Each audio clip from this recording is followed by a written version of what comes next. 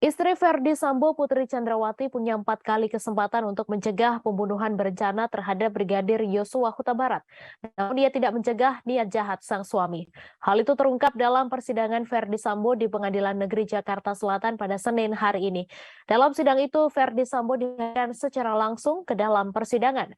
Jaksa mengungkapkan bahwa kesempatan pertama adalah saat Verdi Sambo mendapatkan laporan dugaan pelecehan seksual terhadap Putri di Magelang. Setelah itu, Sambo berupaya untuk melakukan pembunuhan berencana terhadap Brigadir J. Saat itu, Putri mendengar saat Barada Richard Eliezer atau Baradae ditawarkan oleh Verdi Sambo untuk menembak Brigadir J di rumah pribadinya di Komplek Polri Duren 3, Jakarta Selatan. Jaksa mengungkapkan kesempatan kedua terjadi saat Putri akan berangkat ke rumah dinas. Saat itu Putri tidak mencoba mencegah rencana jahat pembunuhan yang telah dibuat oleh Verdi Sambo.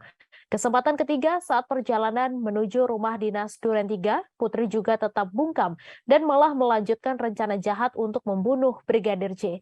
Sebab jika mengacu alasan untuk isolasi mandiri, maka asisten pribadinya Susi yang kala itu ikut ke Magelang dan ikut tes PCR tidak diajak ke rumah dinas Duren 3. Jaksa mengungkapkan kesempatan keempat adalah saat sebelum Brigadir J dieksekusi. Saat itu Putri berada di sebuah kamar dengan jarak 3 meter dari tempat eksekusi yang dilakukan Baradae serta Verdi Sambo.